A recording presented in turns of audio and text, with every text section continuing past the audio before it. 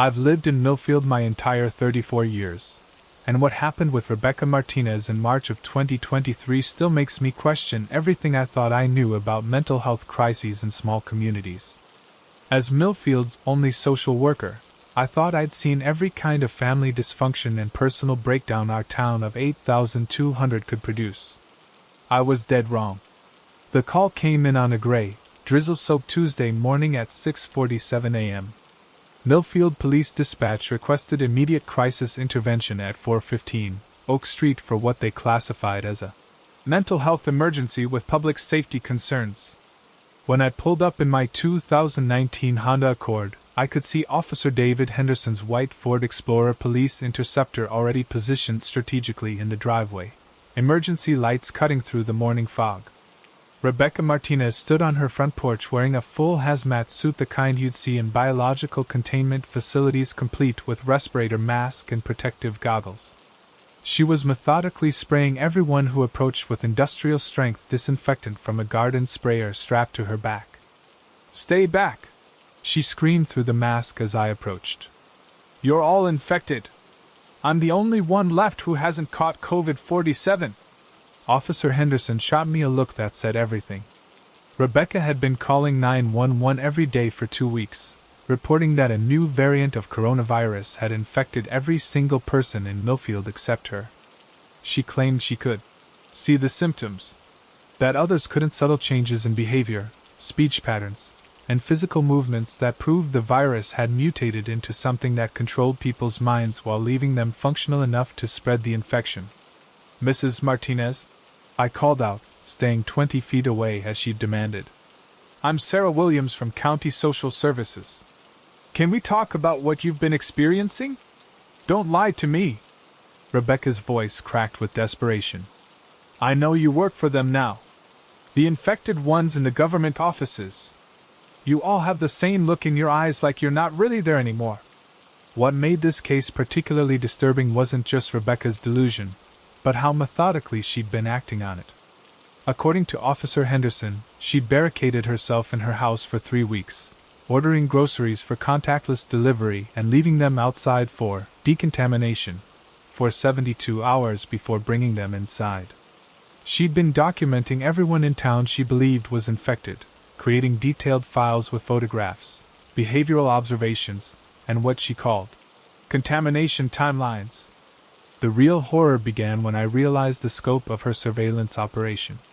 Rebecca had installed 12 security cameras around her property, all focused on neighboring houses and the street. She'd been recording everyone's daily routines, mapping their interactions, and building elaborate charts showing how the infection was spreading through the community. Her living room looked like a conspiracy theorist's command center: computers, monitors, printed photographs, and red string connecting hundreds of surveillance photos of ordinary Millfield residents going about their daily lives. "I have proof," she insisted, gesturing toward her house. "Documented evidence of how the virus changes people. Mrs. Johnson next door used to water her garden at 7 a.m. every morning for 3 years. Now she does it at 7:15 a.m. That 15-minute change? That's the virus affecting her neural pathways." Officer Henderson and I exchanged glances. Rebecca wasn't just paranoid, she was dangerously obsessive, and her delusions were escalating. The previous night, she'd called the FBI, the CDC, and the National Guard, reporting that Millfield was ground zero for a biological weapon attack that was spreading undetected across the country. But what truly chilled me was discovering she'd been conducting her own medical examinations of people without their knowledge. Rebecca had been following residents to public places, the grocery store, library, post office, and secretly filming them while taking notes on their behavior. She documented what she believed were physical symptoms of COVID-47, slightly different walking patterns, changes in shopping habits, variations in conversation topics. She had files on over 200 people, including detailed medical theories about how the virus was transmitted and why traditional COVID tests couldn't detect it. "The government knows," she whispered, leaning closer while still maintaining her 20-foot distance. "But they're infected too now. The virus is designed to make people think they're healthy while it reprograms their brains. I'm immune because of my blood type B negative with the Rh factor. It's the only combination the virus can't adapt to. Officer Henderson's radio crackled with an update that made my blood run cold. Rebecca's ex-husband, Carlos Martinez, had been trying to reach her for weeks. Their 2 teenage children, who lived with him in the next county, were supposed to visit Rebecca every other weekend. Carlos was threatening to file for emergency custody modification because Rebecca had been sending the kids dozens of text messages and videos, warning them that their father was infected and they couldn't trust anything he said. The children were terrified.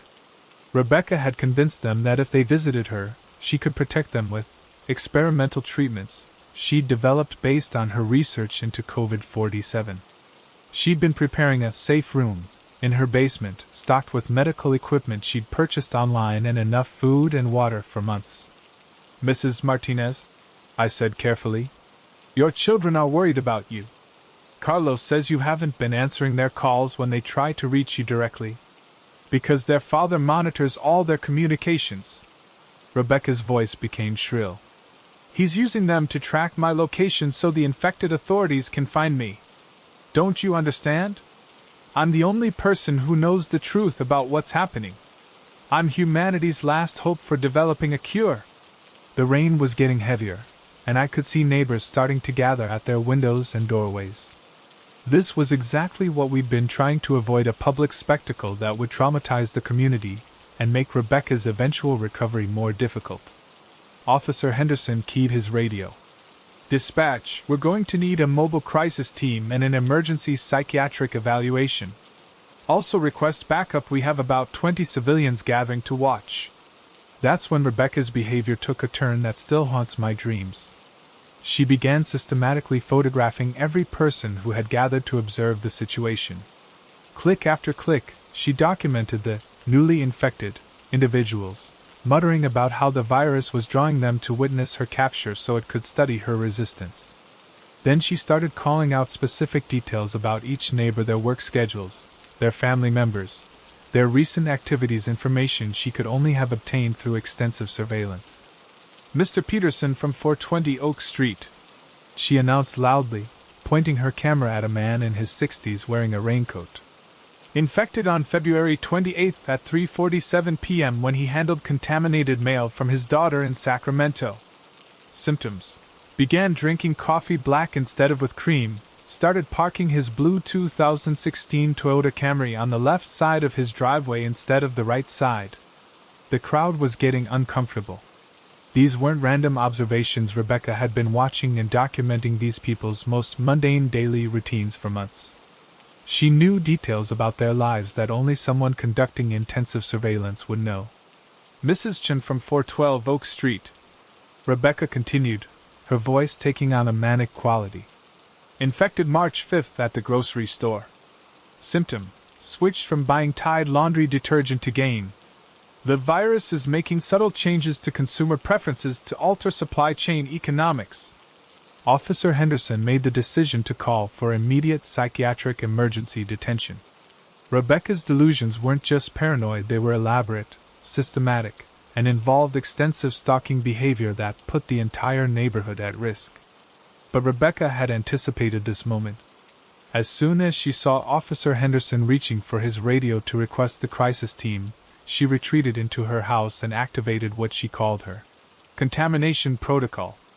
Every sprinkler system on her property turned on simultaneously, dousing the entire area with industrial disinfectant. The smell was overwhelming, a chemical burn that sent neighbors running and forced Officer Henderson and me to retreat to our vehicles. From inside her house, Rebecca activated a PA system she'd rigged up, and her voice boomed across the neighborhood. The infected authorities are attempting to capture the last immune individual. Document everything. Tell the world what you witnessed here. Don't let them erase the evidence of COVID-47. The standoff lasted 6 hours. Rebecca had stockpiled enough supplies to survive independently for months, and she'd fortified her house with security measures that suggested she'd been planning for this confrontation for a long time. She'd installed additional locks, reinforced windows, and created multiple escape routes through her basement. What finally ended the situation wasn't tactical intervention or negotiation. Rebecca's own documentation system betrayed her. The mobile crisis team included Dr. Jennifer Thompson, a psychiatrist from Regional Medical Center who specialized in paranoid disorders. Dr. Thompson reviewed Rebecca's surveillance files and medical theories, and she noticed something that broke my heart. Rebecca's delusions had begun exactly 3 weeks after her mother's death from actual COVID-19 in February 2023. Rebecca's elaborate conspiracy theory was her mind's way of processing survivors' guilt and grief. She couldn't accept that she'd survived COVID when her mother hadn't, so she'd created a reality where she was still fighting the virus, where her survival had purpose and meaning beyond random chance. Dr. Thompson was able to connect with Rebecca by acknowledging her genuine expertise in virus transmission and infection control. Rebecca had been a medical laboratory technician for 15 years before her mother's death triggered her psychological break. Her knowledge was real, but her application of that knowledge had become disconnected from reality. The breakthrough came when Dr. Thompson asked Rebecca to explain her immunity theory in detail. As Rebecca walked through her complex medical hypotheses, she began to recognize the logical inconsistencies in her own reasoning. The conversation lasted 4 hours, with Rebecca gradually accepting that her surveillance data might be misinterpreted and her medical conclusions might be flawed. Rebecca finally agreed to voluntary psychiatric evaluation, but only after Dr. Thompson promised that her documentation would be reviewed by actual epidemiologists to determine if any of her observations had scientific value. It was a compassionate compromise that allowed Rebecca to maintain her dignity while accepting help. The aftermath revealed the true scope of Rebecca's operation. Police found over 10,000 photographs, hundreds of hours of video surveillance, and detailed medical files on nearly every resident of our neighborhood. She'd been tracking people's movements, documenting their interactions, and building elaborate theories about virus transmission that would have impressed actual epidemiologists if they'd been based on real data instead of paranoid observations. Rebecca spent 3 months in inpatient psychiatric care, where she was diagnosed with severe PTSD complicated by delusional disorder triggered by grief and survivor's guilt. Her recovery involved extensive therapy focused on processing her mother's death and rebuilding her connection to reality. She's doing better now. Rebecca returned to work as a lab technician 6 months later, and she's become an advocate for mental health awareness in small communities. She still lives on Oak Street, but she's removed all the surveillance equipment and reconnected with her neighbors as people rather than subjects of medical observation. What haunts me most about Rebecca's case isn't the paranoia or the elaborate delusions. It's how her genuine expertise and intelligence made her conspiracy theories so convincing, even to herself. In the wrong circumstances, any of us could construct elaborate explanations for random events, especially when we're processing trauma and loss. The experience changed how I approach mental health crises in our small town. Sometimes the most dangerous delusions are the ones built on real knowledge and genuine concern for others. Rebecca wasn't trying to hurt anyone. She genuinely believed she was saving humanity from a pandemic that only she could see.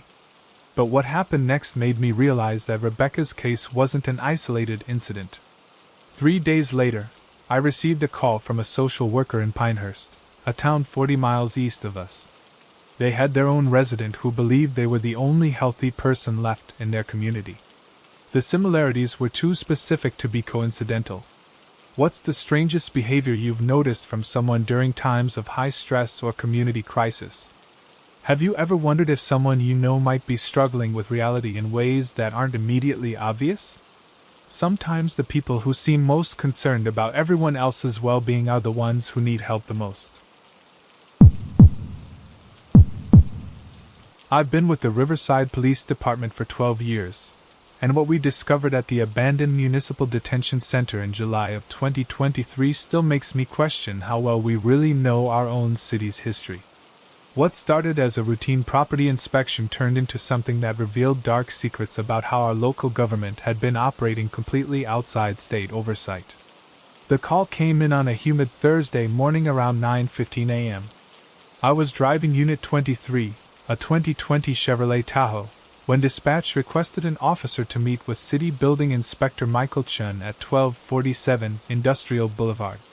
The old Municipal Detention Center had been officially closed since 2018, but neighbors were reporting strange activity, vehicles coming and going at night, occasional lights in windows, and what sounded like construction noise coming from inside the building. When I pulled up, Inspector Chun was already there in his white Ford Transit van, looking nervous as hell. The Municipal Detention Center was a squat, concrete building that the city had used for short-term holding before transferring prisoners to the county jail. It was supposed to be completely empty, secured, and scheduled for demolition. "Officer Rodriguez," Chun said, approaching my vehicle with his clipboard clutched tight. "I've been trying to get inside this building for 3 months to complete the pre-demolition safety inspection. Every time I schedule an appointment, City Administrator Patricia Williams tells me there's been a delay and to reschedule." That was the first red flag. Patricia Williams had been Riverside's city administrator for 8 years, and she was known for running an extremely tight operation. Delays weren't her style, especially for something as straightforward as an abandoned building inspection. Chun led me to the main entrance, where we discovered the locks had been changed recently. Instead of the standard city padlocks that should have secured the building, there were 3 heavy-duty deadbolts and a security system that definitely hadn't been there when the facility closed. The building was supposed to be powered down, but I could hear the hum of electrical equipment running inside. "This doesn't make sense," Chun muttered, checking his paperwork. "According to my records, this building has been without power since March 2019. But look at this." He pointed to the electrical meter, which was clearly active and showing significant usage. I radioed dispatch to verify the building's status and request backup. While we waited, Chun and I walked the perimeter, and what we found made both of us deeply uncomfortable. The building's windows had been covered from the inside with what looked like professional blackout materials, not just boards or newspapers, but actual light-blocking panels that someone had installed properly. There were new security cameras at each corner of the building, all connected to power sources that shouldn't have existed.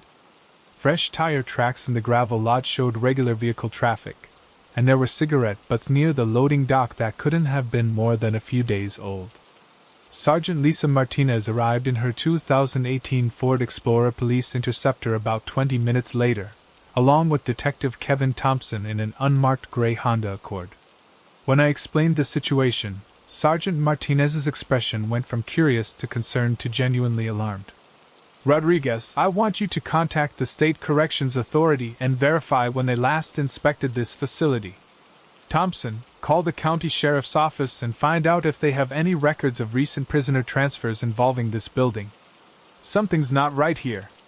Detective Thompson's radio conversation with the county lasted 15 minutes, and when he finished, he looked like he'd seen a ghost.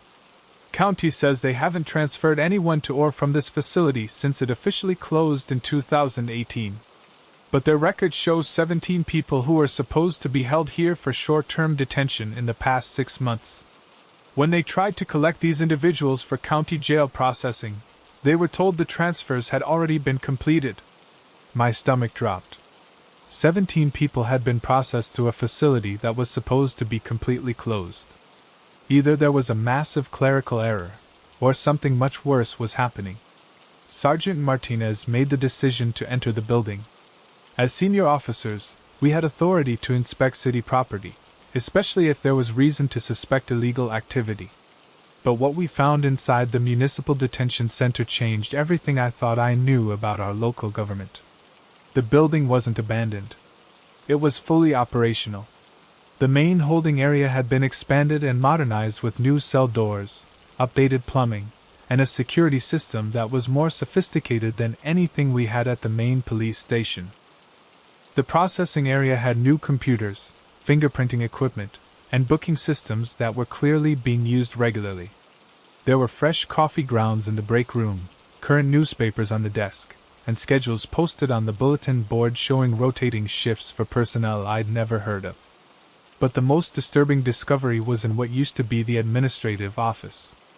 Filing cabinets contained detailed records for hundreds of people who had been processed through this facility over the past 18 months. These weren't people arrested by Riverside PD, these were individuals who had been picked up by what the paperwork described as municipal compliance officers for violations of city ordinances that I'd never heard of. Unauthorized camping within city limits, failure to maintain employment status while residing in municipal boundaries, violation of business licensing agreements. These weren't real charges, they were bureaucratic justifications for detaining people who had fallen through the cracks of official oversight. Detective Thompson found a logbook that made my blood run cold. The facility had been holding people for extended periods, weeks or months, ostensibly while they resolved their municipal compliance issues. But there was no legal framework for this kind of detention. The city didn't have authority to operate a correctional facility independently from state oversight. Jesus Christ, Sergeant Martinez whispered, flipping through the records. Look at this. They've been billing the state for prisoner housing costs while operating completely outside the corrections system. They're double-dipping, collecting money for housing people that the state doesn't even know exist. That's when we heard footsteps in the main corridor. We weren't alone in the building. The three of us drew our weapons and moved toward the sound. What we found was a man in his 50s wearing a security uniform I didn't recognize, carrying a clipboard and looking like he belonged there. "Officers," he said calmly, not seeming surprised to see us. "I'm Robert Hayes, facility supervisor. Is there something I can help you with?" "Facility supervisor?" Detective Thompson kept his weapon drawn but lowered. "This facility is supposed to be closed. What's your authorization to be here?" Hayes produced an ID badge and employment documents showing he worked for something called Riverside Municipal Services Corporation, a private company contracted by the city to manage temporary detention and compliance processing for municipal ordinance violations. The more Hayes explained, the more illegal the entire operation sounded. The city had created a private corporation to operate a detention facility that existed in a legal gray area between municipal authority and state corrections oversight. They were holding people for non-criminal violations of city ordinances, charging them daily housing fees, and keeping them detained until they could pay their accumulated fines and fees. "Where are the current detainees?" Sergeant Martinez demanded. "We don't have any detainees at the moment," Hayes replied. "The last group was released yesterday after completing their compliance programs." But Inspector Chin had found something that contradicted Hayes' claim. In the laundry room, there were sheets and towels that were still damp, and the industrial washers showed they'd been used within the past few hours. Someone had been doing laundry for multiple people very recently. Detective Thompson found the real evidence in Hayes' office computer. The facility management software showed 12 individuals currently listed as in residence for various municipal compliance violations. According to the system, these people were being held in what the program euphemistically called administrative custody pending resolution of outstanding municipal obligations. "Mr. Hayes," I said, my hand still on my weapon, "where are the 12 people your computer shows as currently detained?" That's when Hayes' calm demeanor finally cracked. "Look, officers, this is a legitimate city operation. We have proper authorization from the city administrator's office. These people aren't prisoners, they're participants in a voluntary compliance program." "Voluntary?" Sergeant Martinez's voice was ice cold. "Show me the voluntary consent forms." Hayes couldn't produce any consent forms because they didn't exist. What he could show us were court documents that revealed the true scope of the operation. The city had been using municipal ordinance violations as a pretext to detain homeless individuals, undocumented immigrants, and people with outstanding fines who couldn't afford to pay them. The compliance program was essentially debtor's prison with extra steps. People were detained for minor violations, charged daily housing fees while detained, and then held until they could pay both their original fines and the accumulated detention costs. Since they couldn't work while detained, most people ended up owing more money when they were released than when they were first arrested. But the most horrifying part was still to come. Hayes finally admitted that the current detainees had been transferred to a secondary facility earlier that morning when the building inspection was scheduled. There was another building, an old warehouse on the outskirts of town where people were being held when the main facility needed to appear empty. "How many facilities are you operating?" Detective Thompson asked. Hayes refused to answer, but his computer files told the story. Riverside Municipal Services Corporation was managing 3 separate detention facilities, holding an average of 30 to 40 people at any given time, and generating hundreds of thousands of dollars in revenue from both detention fees charged to detainees and housing reimbursements claimed from the state. We called for additional backup and requested that the district attorney's office send someone immediately. What we'd discovered wasn't just municipal corruption, it was a systematic human trafficking operation disguised as municipal administration. The warehouse Hayes mentioned was located at 892 Commerce Street, and when we arrived with a full tactical team, we found 23 people being held in conditions that violated every conceivable standard for detention facilities. There were no proper sleeping facilities, limited access to sanitation, inadequate food service, and no medical care. People were being held in what amounted to converted storage units. The individuals we found had been detained for periods ranging from 2 weeks to 8 months. Most had been arrested for minor violations like sleeping in public, panhandling, or failing to appear for traffic court. None had been formally charged with crimes that would justify detention, and none had been provided with legal representation or access to family members. One woman, Maria Santos, had been held for 6 months because she couldn't pay a $200 fine for selling food without a permit. The daily detention fee was $35, so she now owed over $6,400 in housing costs on top of her original fine.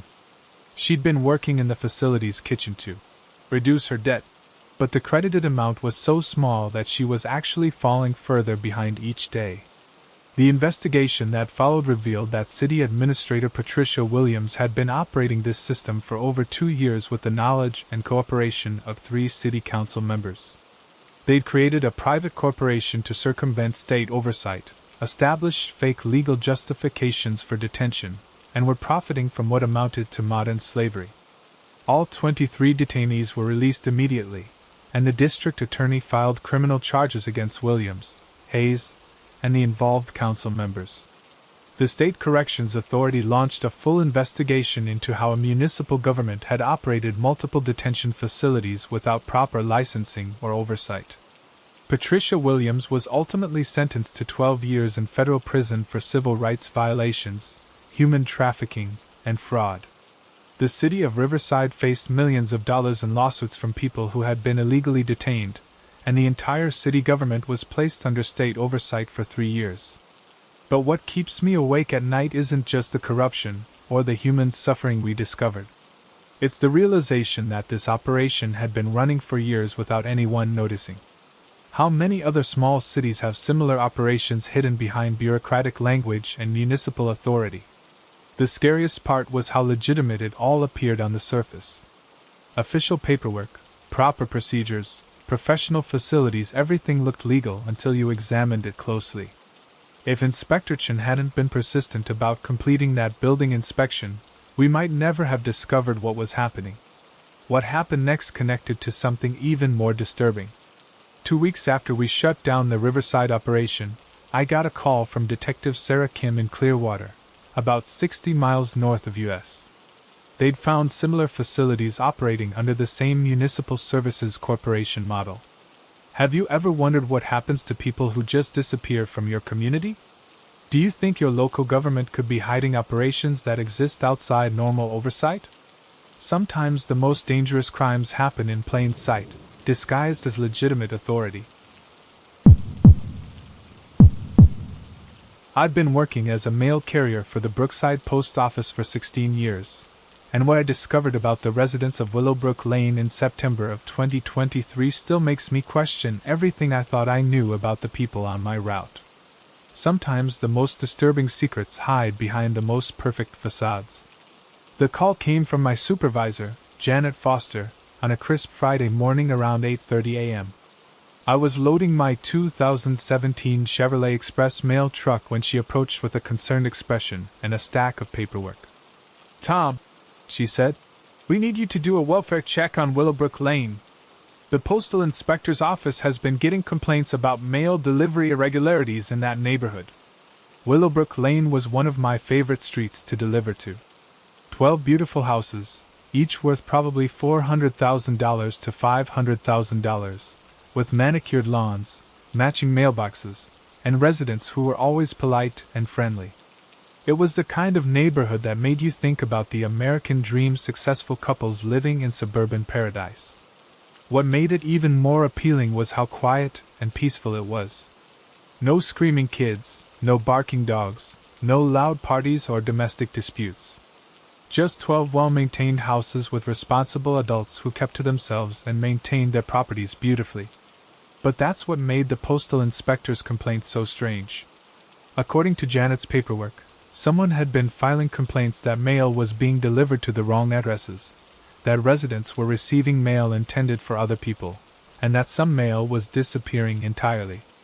The complaints were coming from outside the neighborhood, family members and businesses trying to reach people who lived on Willowbrook Lane. "Tom, I need you to pay extra attention today," Janet said. "Document exactly where you deliver each piece of mail, and if you notice anything unusual about the residents or their mail patterns, I want a full report." I'd been delivering to Willowbrook Lane for 8 years, and I prided myself on knowing my route perfectly. I knew every address, every resident, and every mail pattern. If there were delivery problems, I would have noticed them already. But as I started my route that morning, I began to see things I'd somehow missed before. At 1425 Willowbrook Lane, I was delivering mail addressed to Mr. and Mrs. David Anderson. I'd been delivering to the Andersons for years, a professional couple in their 30s who always waved when they saw me. But that morning, I noticed something odd about their mail. Along with the normal bills and catalogs, there was a piece of mail addressed to Mr. and Mrs. Stephen Morrison, at the same address. I double-checked the address on the envelope.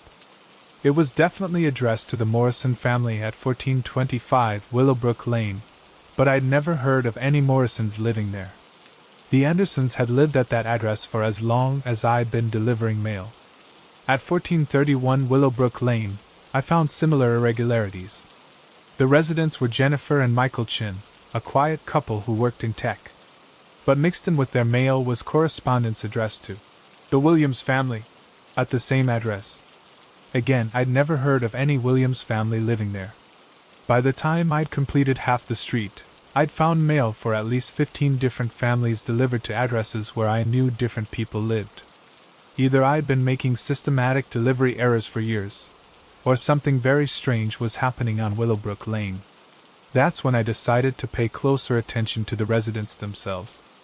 At 1437 Willowbrook Lane, I rang the doorbell to ask Mrs. Patricia Sullivan about a package that required signature confirmation. Mrs. Sullivan came to the door wearing a bathrobe and looking like she'd just woken up, even though it was nearly 11 a.m. on a weekday. "Mrs. Sullivan," I said, "I have a package for you, but I also have some mail here addressed to a Mr. Robert Taylor at this address. Do you know anything about that?" Mrs. Sullivan's expression changed immediately. She looked nervous, almost panicked, and glanced back into her house before answering. "Oh, that's mail for my brother," she said quickly. "He's staying with us temporarily while he looks for a new place. Just leave it in the mailbox." But I'd been delivering to the Sullivans for 8 years, and Mrs. Sullivan had never mentioned having a brother. More importantly, the mail addressed to Robert Taylor included utilities bills, credit card statements, and other official documents that suggested he was a permanent resident, not a temporary guest. I started paying attention to details I'd previously ignored. The cars and driveways didn't always match the people I saw. At 1443 Willowbrook Lane, the driveway usually had a red 2019 Nissan Altima and a blue 2020 Honda CR-V. But that morning, there was a silver 2018 Toyota Camry and a black 2021 Ford Edge, completely different vehicles with different license plates. When I saw Mr. James Peterson working in his front yard, I waved and called out, "Good morning, Mr. Peterson. New cars?" He looked confused for a moment, then said, "Oh, those belong to our house guests. They're staying with us for a few weeks." But Mr. Peterson didn't seem entirely sure of his own explanation. His response felt rehearsed, like he was reciting something he'd practiced. The more I observed, the more inconsistencies I noticed. At 1449 Willowbrook Lane, the mailbox was labeled Richard's family.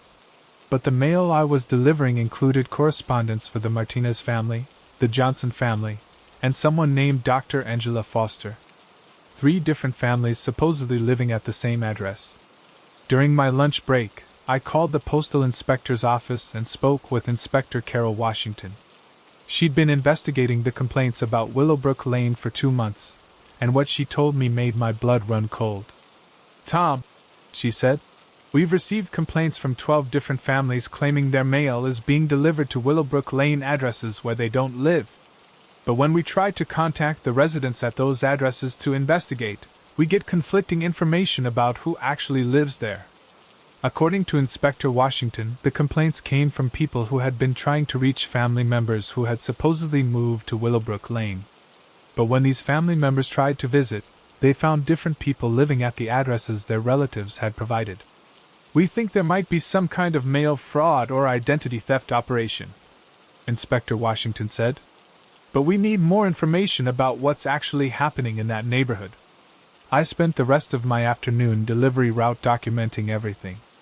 House numbers, names on mailboxes, vehicles and driveways, and any residents I actually saw.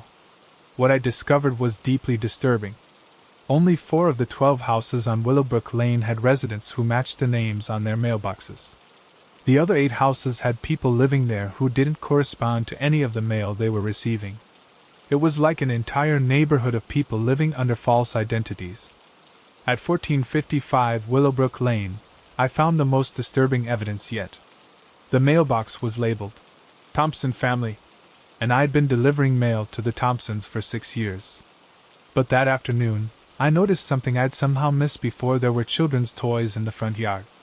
A bicycle, a swing set, and playground equipment that suggested kids lived there. But I'd never seen any children on Willowbrook Lane. Ever.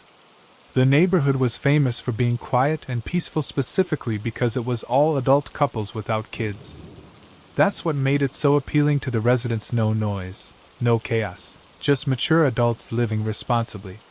So why were there children's toys at the Thompson house? I rang the doorbell, and Mrs. Thompson answered, a woman I'd seen hundreds of times over the years. But standing behind her in the hallway, I could see a young boy, maybe 8 years old, peeking around the corner. "Mrs. Thompson," I said, "I didn't know you had children." She looked panicked. "Oh, that's my nephew. He's visiting for the weekend." But the toys in the yard weren't weekend visitor toys. They were permanent fixtures, weathered by months of outdoor use. And the boy I'd seen looked comfortable and familiar with the house, not like a visiting relative. That evening, I contacted Inspector Washington and reported everything I'd observed. She asked me to compile a complete list of every name I'd been delivering mail to on Willowbrook Lane, along with descriptions of the actual residents I'd encountered. The list was shocking.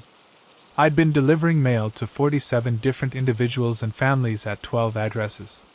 Some houses were receiving mail for 4 or 5 different people who supposedly lived there, but I'd only ever seen 1 or 2 actual residents. Inspector Washington's investigation revealed something that still gives me nightmares. Willowbrook Lane wasn't just a neighborhood, it was a carefully constructed identity laundering operation. The 12 houses were owned by a single investment company, and their residents were people who had purchased new identities and were living under assumed names. The mail I'd been delivering included correspondence for their real identities and their assumed identities, creating a complex web of false documentation. But the most horrifying discovery was the children. Several of the houses were actually home to families with children, but the children weren't allowed to be seen by neighbors or service providers. They were kept inside during the day, homeschooled by parents who were living under false identities, and essentially hidden from the outside world. These weren't just people starting over with new names, these were individuals who had taken children from their legal guardians and were hiding them in a neighborhood designed to appear normal and respectable. The federal investigation that followed revealed that Willowbrook Lane was the center of a child trafficking network disguised as a suburban neighborhood. Parents who had lost custody of their children were paying criminal organizations to help them disappear with their kids, and the neighborhood provided perfect cover for families living under assumed identities.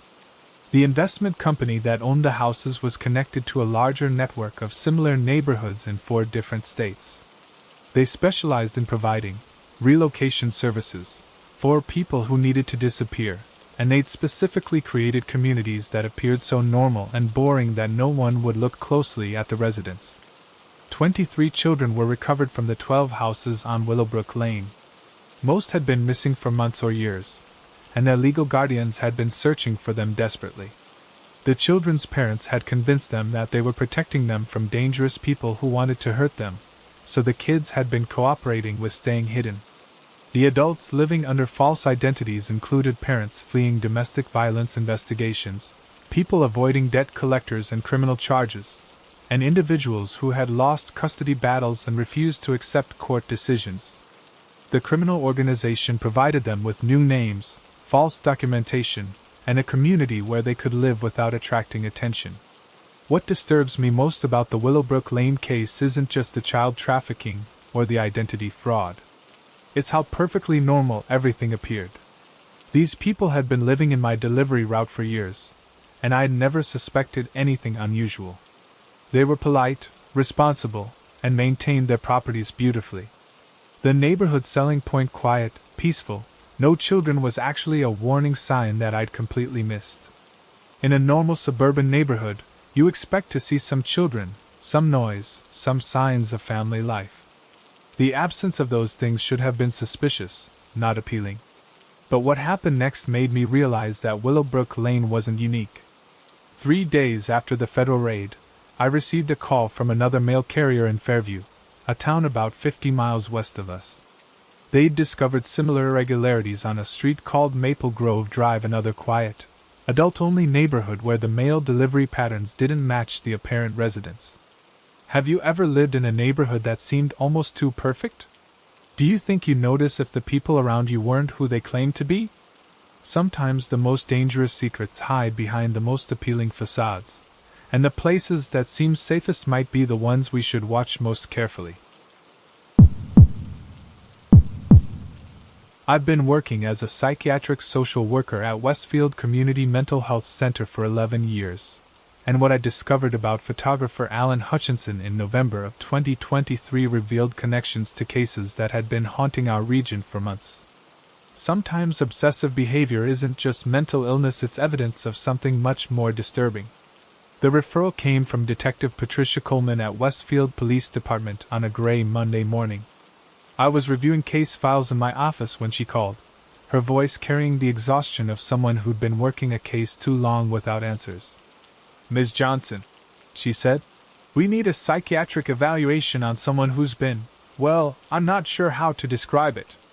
He's been taking the same photograph every day for 8 months, and we can't figure out if he's mentally ill or if there's something else going on." Detective Coleman explained that Alan Hutchinson, a 42-year-old freelance photographer, had been positioning himself at the corner of Pine Street and 3rd Avenue every morning at exactly 8:47 a.m.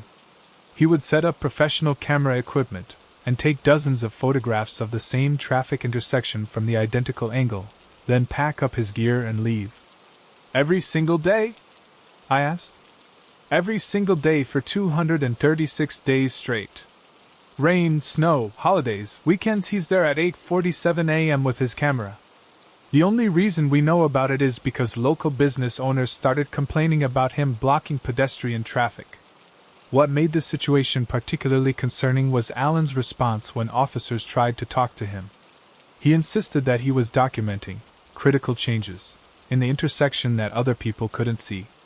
He claimed that subtle modifications were being made to the traffic infrastructure on a daily basis, and that his photographs were evidence of a systematic cover-up.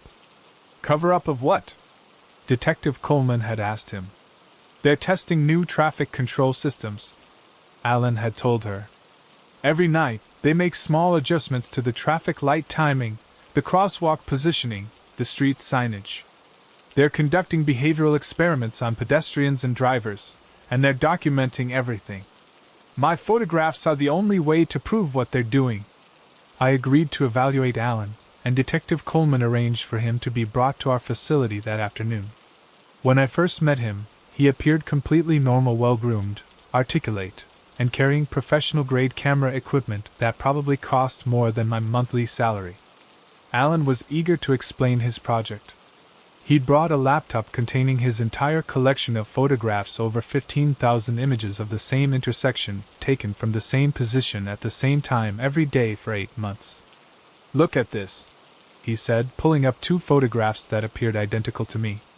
"This was taken on March 15th, and this one on March 16th. Do you see the difference?" I studied both images carefully. They showed the same intersection, same angle, same lighting conditions. I couldn't detect any difference whatsoever. "The traffic light has been moved 3 inches to the left," Alan said confidently. "And the crosswalk paint has been refreshed with a slightly different shade of white. These changes are subtle, but they're systematic. Someone is making modifications to this intersection every single night." Alan walked me through dozens of comparison photos, pointing out changes that I couldn't see: traffic lights supposedly moved by inches, crosswalk stripes allegedly repainted with different patterns, street signs purportedly adjusted by small degrees. To me, every photograph looked identical, but Alan saw significant differences in each one. "Mr. Hutchinson," I said carefully, "why do you think someone would be making these changes?" "Behavioral modification research," he replied immediately.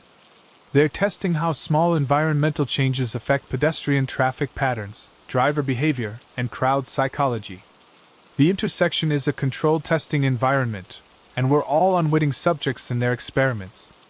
Alan's explanation was elaborate and detailed. He believed that a consortium of government agencies, university researchers, and private corporations was using the intersection as a testing ground for urban planning and crowd control techniques. He had theories about how the subtle changes were designed to influence everything from walking speed to consumer behavior in nearby businesses. What concerned me most wasn't just the paranoid delusions, but the level of organization and commitment Alan had demonstrated. Taking the same photograph every day for 8 months required incredible dedication and systematic planning.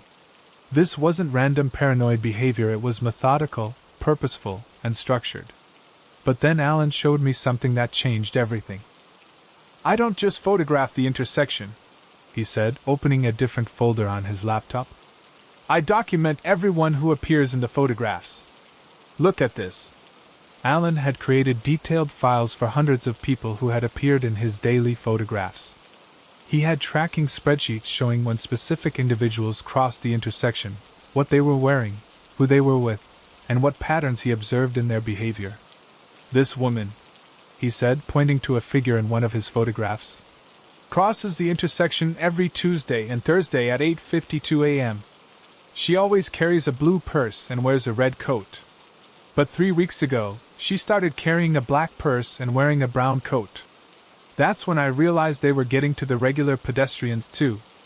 Alan had documented the daily routines of dozens of people, tracking their clothing choices, walking patterns, and behavioral habits with disturbing precision. He knew more about these strangers' daily lives than most people know about their own family members. "Mr. Hutchinson," I said, "have you considered that people might change their clothing or routines for normal reasons?" "No," he replied firmly. "These changes are too systematic to be coincidental. They're being instructed to modify their behavior as part of the experiment. The intersection isn't just being changed, the people who use it are being controlled too." That's when I realized Alan's case might be connected to the other incidents our region had been experiencing. I excused myself to call Detective Coleman and asked her to send me the files on the other cases she'd mentioned. What I discovered made my blood run cold. Alan Hutchinson's daily photography project had begun on March 1, 2023. The Riverside Municipal Detention Center scandal had been exposed on March 15. Rebecca Martinez's COVID-47 surveillance operation in Millfield had started in late February. The Willowbrook Lane identity laundering network had been active since January. All of these cases involved people who had been systematically observing and documenting their communities, creating detailed records of other people's daily activities, and believing they were uncovering hidden conspiracies. But what if they weren't separate incidents of mental illness? What if they were all connected? I called Detective Coleman back and asked her to bring Alan's complete photograph collection to our facility. If Alan had been photographing the same intersection every day for 8 months, and if he'd been documenting everyone who appeared in those photographs, then he might have inadvertently captured evidence of something much bigger than traffic light adjustments. Detective Coleman arrived 2 hours later with 2 other officers and a digital forensics specialist. We spent the next 4 hours reviewing Alan's photographs on high-resolution monitors, looking for anything unusual or out of place. What we found was terrifying. Alan's photographs showed the same intersection every day, but they also captured the backgrounds, side streets, and surrounding area. In those backgrounds, we could see vehicles, pedestrians, and activities that Alan hadn't been focusing on but that his camera had recorded anyway. The forensics specialist identified 7 different vehicles that appeared in Alan's photographs with suspicious frequency. These weren't random cars passing through the intersection, they were vehicles that appeared in the same locations, at the same times, with the same occupants, far more often than statistical probability would allow. This silver 2018 Ford Fusion, the specialist said, pointing to a car visible in the background of dozens of Alan's photos. It appears in your photographs 63 times over the past 8 months, always parked in the same spot on Pine Street, always with the same person sitting in the driver's seat. We identified patterns that suggested organized surveillance operations. Multiple vehicles taking turns monitoring the intersection, people positioned strategically to observe pedestrian traffic, and communication equipment visible in some of the cars. Alan's obsessive documentation had accidentally captured evidence of the surveillance network that had been operating across our region for months. The investigation that followed revealed the full scope of what had been happening. A private security company called Regional Risk Assessment had been contracted by a consortium of local governments to conduct community safety evaluations in small towns across 3 counties. Their assignment was to identify individuals who might pose security risks to their community's people with mental health issues, financial problems, criminal histories, or behavioral anomalies that could indicate potential threats. They were supposed to be conducting discrete background checks and social media monitoring.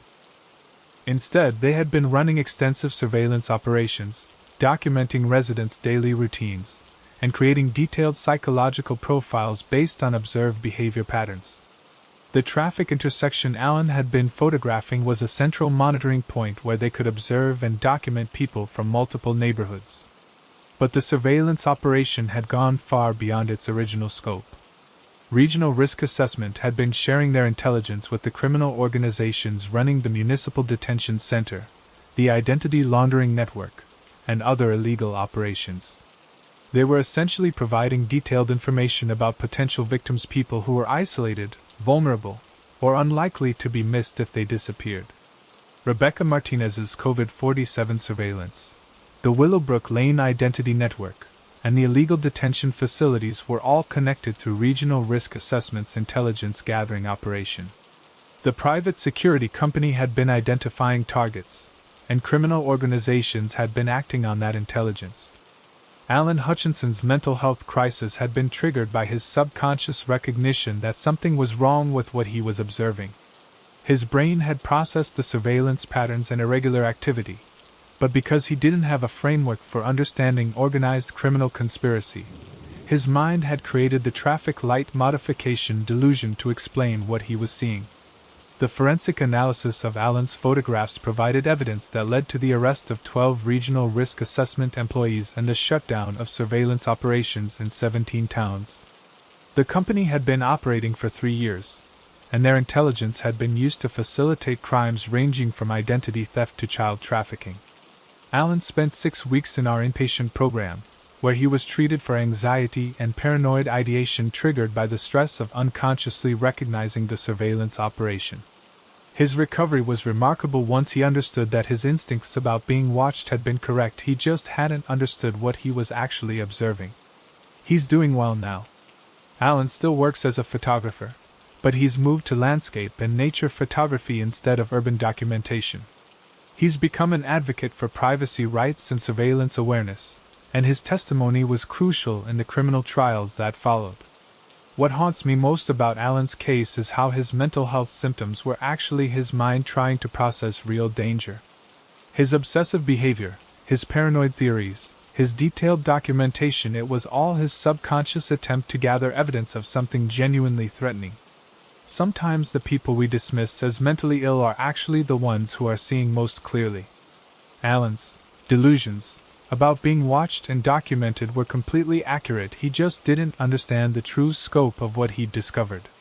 The entire network of cases that had been haunting our region for months was connected through this surveillance operation. People's mental health crises, their paranoid behavior, their obsessive documentation, it was all connected to the same criminal conspiracy that had been operating right under our noses. Have you ever felt like you were being watched or monitored in your own community? Do you think you'd recognize the signs of organized surveillance if it was happening around you? Sometimes the most paranoid-sounding concerns are actually the most accurate observations about what's really happening in our neighborhoods. Thanks so much for watching. I can't express enough how much your support means. The likes, the comments, it all really helps the channel grow. If you enjoyed the video, make sure to hit that like button and share your thoughts in the comments below. I always take the time to read them. And don't forget to subscribe so you never miss out on any new videos. See you next time.